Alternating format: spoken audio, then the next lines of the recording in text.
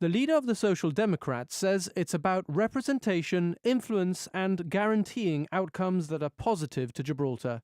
According to Keith Azopardi, this is especially relevant when all that Prime Minister Theresa May has said, he says, is that the UK is involving Gibraltar in the negotiations, but it has not given us a cast-iron public undertaking to extend beneficial arrangements to Gibraltar.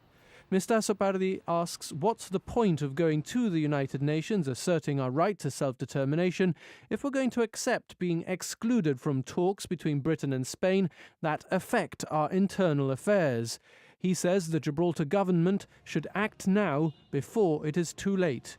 According to the GSD leader, Fabian Picardo's government needs to seek guarantees from Britain as to its representation in and on the outcomes of those discussions.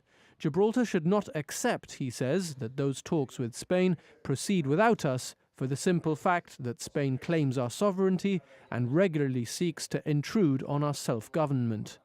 Mr. Azopardi says traditionally the UK has acted as Gibraltar's interlocutor in our dealings with the EU on a diverse range of matters. However, he believes that to the extent that the negotiations are now about the relationship that the UK and Gibraltar will have with the EU after we leave the EU, they are quite different. Mr. Azopardi highlights that the EU has agreed to subject the extension of the withdrawal and transitional arrangements to a discussion between the UK and Spain. But that decision of the EU is within its own negotiating mandate. It is not binding on the UK or acceptable to Gibraltar, he says.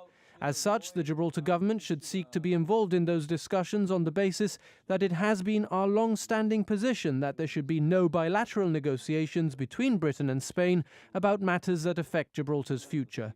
The GSD leader says Gibraltar cannot proceed on the same basis when these talks are about what happens after we leave and what arrangements are in place at that point.